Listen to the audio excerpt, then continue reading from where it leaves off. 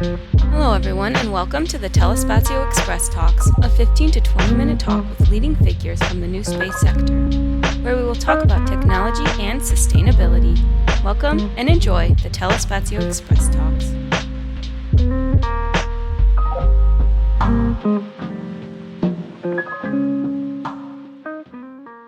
Welcome, everyone, to the Telespazio Xpress Talks.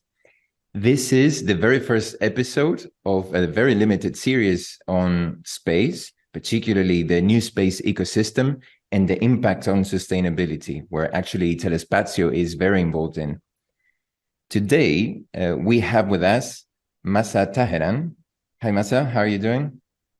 Hi, thanks, and thank you for having me here. It's a pleasure for us to have you in this conversation.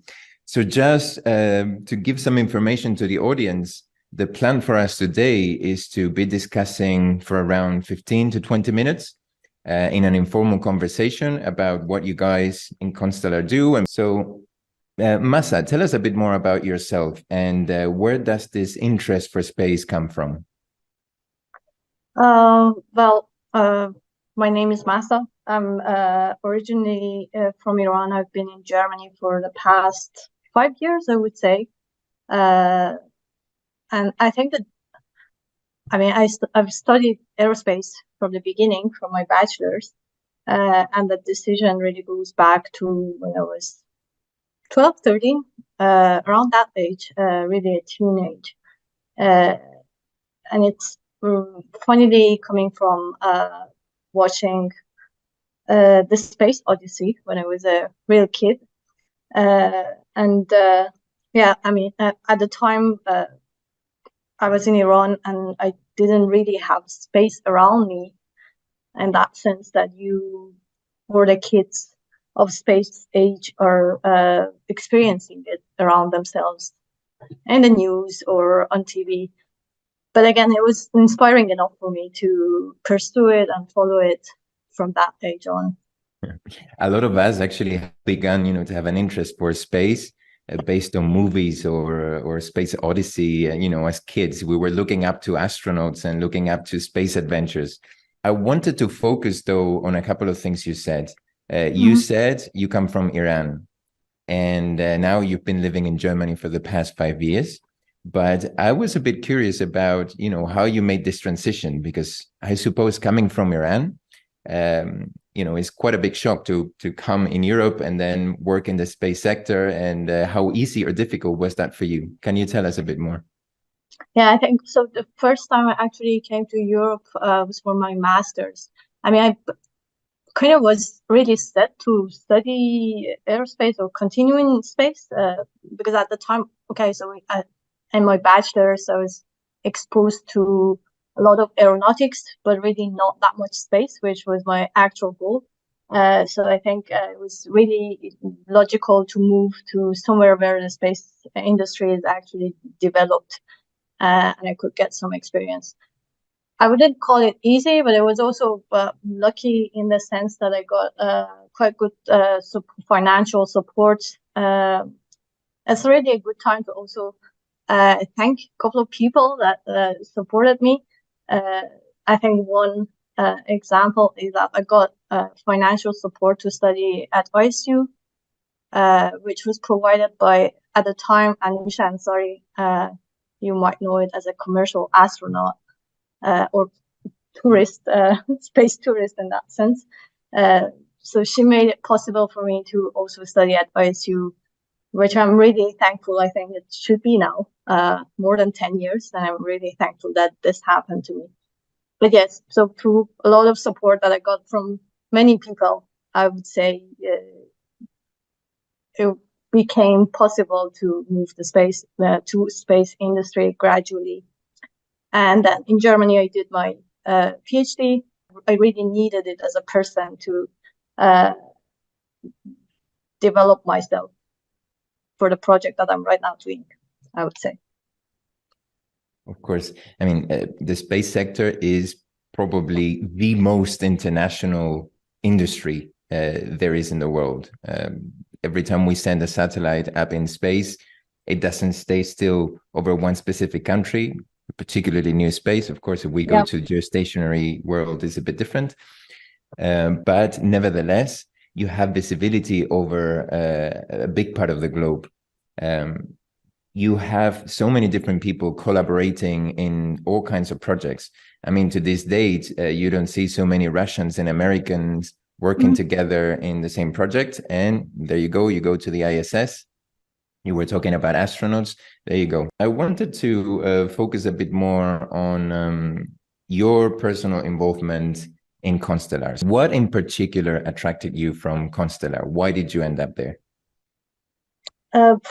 I would say that, well, I mean, when my PhD was almost over, I started really looking into companies that are out there and what can be a purposeful transition at that point. Because I think, after you've done quite enough with the research, you really want to have a purpose.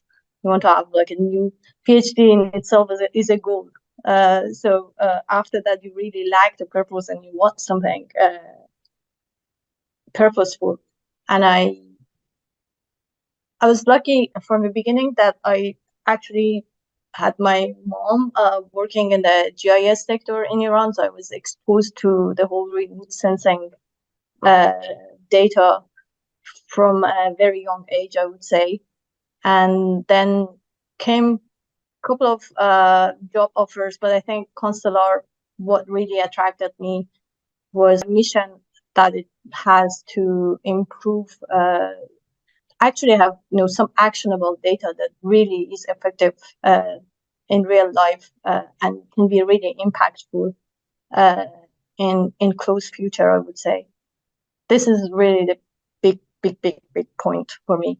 Was it difficult for you at the beginning to get used to working in Germany and to working with Constellar and the new space ecosystem, or how was that adaptation for you? I would say that working in the startup I was transitioning from research, and I think it's a different story when you go to a startup.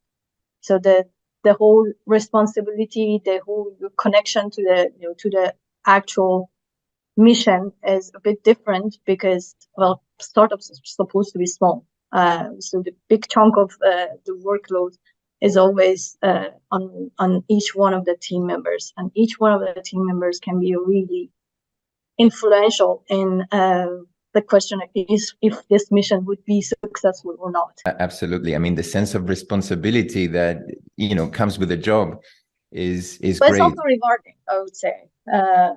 I have to say that it's very rewarding at the end if the mission is successful, if you see that growth.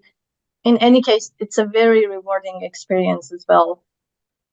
Yeah, I mean, absolutely. And also, let's talk a bit about the purpose of Constellar. But you're talking about a rewarding feeling, right? This is something that, for example, us in Telespazio, we're very passionate about. We're helping a lot of our customers overcome some of the challenges of our current time. Going to more specific examples, sustainability is really an important topic for Telespazio. And we are very conscious about how to leverage this space technologies to support what we do on Earth. But why, or what is the purpose of Constellar exactly? What do you guys do, and how do you support and impact sustainability from your perspective? So the actual mission for us is basically to provide the data essential for improving water management in agriculture. So you can say that what we provide at the end is a data set that agri-tech businesses need for their irrigation system, for precision agriculture, and to improve the way they actually do these processes.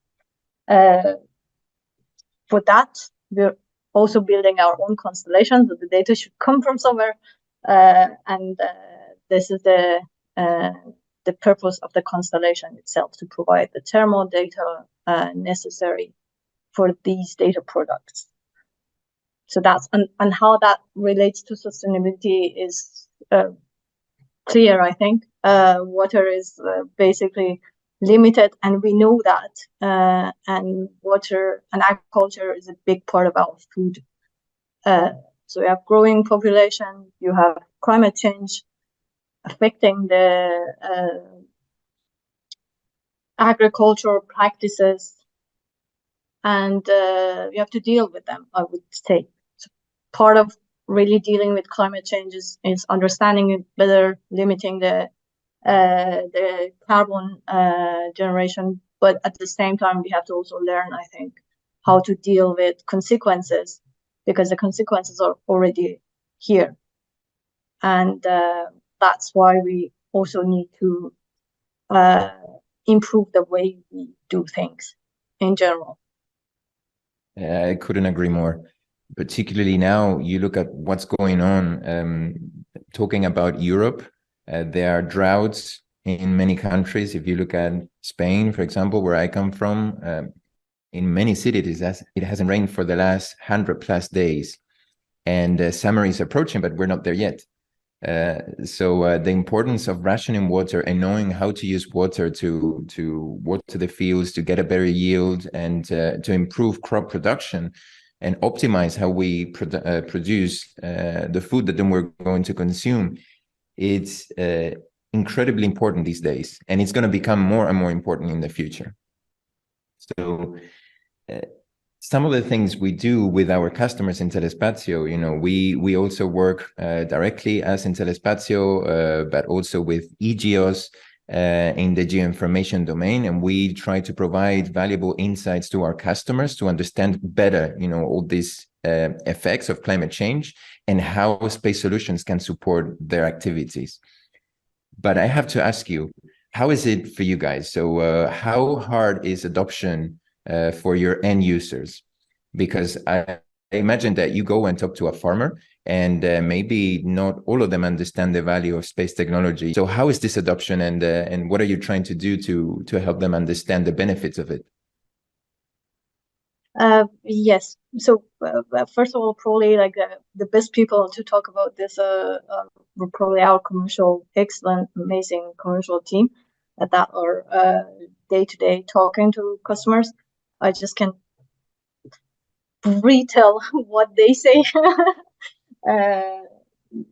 So I agree. I would say that with any new product, you really have to also build some sort of customer trust in the data, and build or educate on how this new data can be used, especially with thermal data. So I think in agri-tech, many companies, at least bigger companies, are used to using some sort of data. It can be drones. It doesn't matter. It's data in general.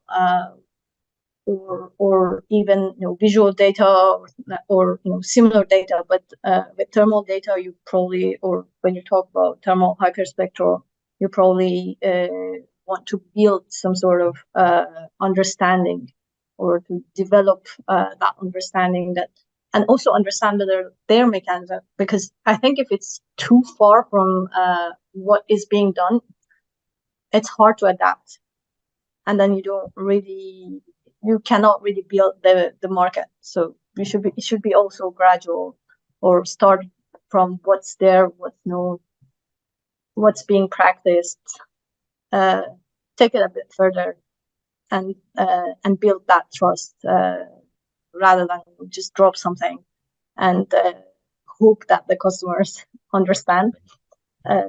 So we try to build that trust with the customers as well, through talks, through pilot projects. One of the things that we do and we've done is using the data that we got. I think you might know that we had a payload at ISS, the LISAR mission, that soon would be back with us after the landing. And so we have plenty of data from LISAR that we can work with and show the customers, this is what you can use and what we can offer to you. Interesting. So I remained in my head with two key words: trust and education. I think this is probably the key message to pass to to the customers. They need to rely on these solutions, rely on the professionalism of Constellar in this case, to help them understand why this data is important and how they can benefit from it. So now we're going to move on to our very last question because we're running out of time. And I would like to end our talk just by asking you whether, since you've been working with Constellar, you've had some interesting story or some anecdote or something that you would like to share, some funny activity or some funny story you've come across working. Yeah.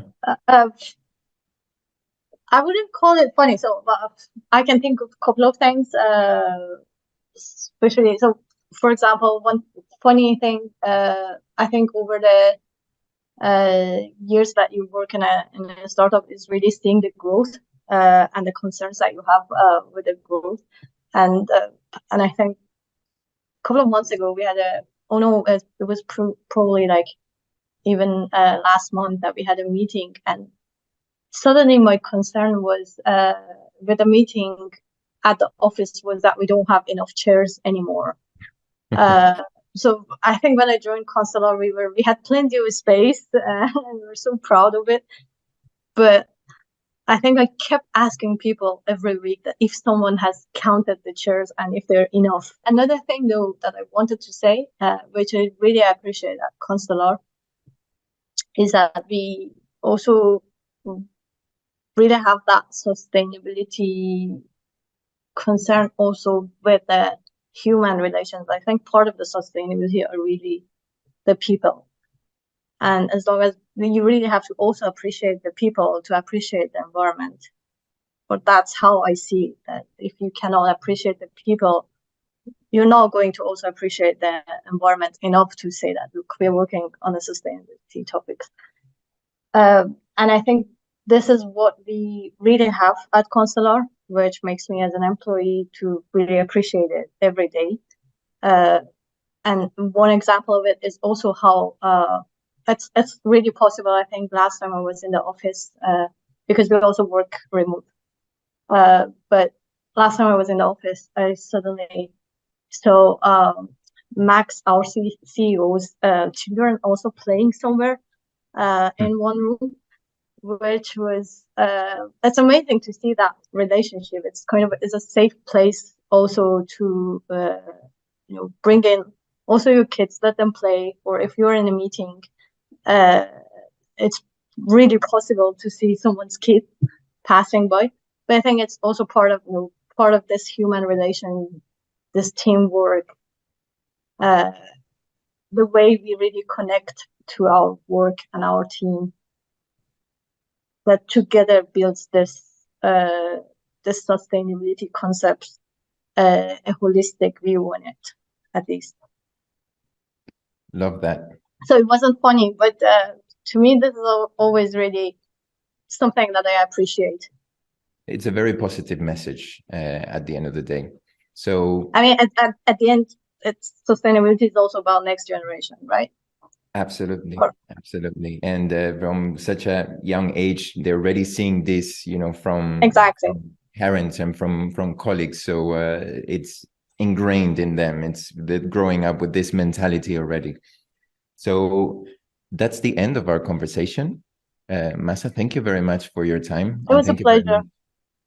For all your interesting insights and for letting us know what Constellar is really up to, and actually a bit more about you as well. That was really interesting, knowing more who you are and why you are in Constellar and what you're doing. So thank you so much again.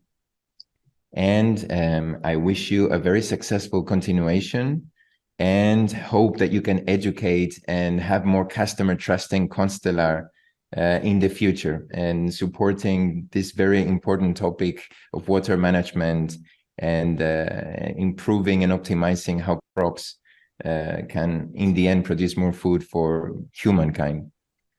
Thank you, Mahsa, and have a lovely day.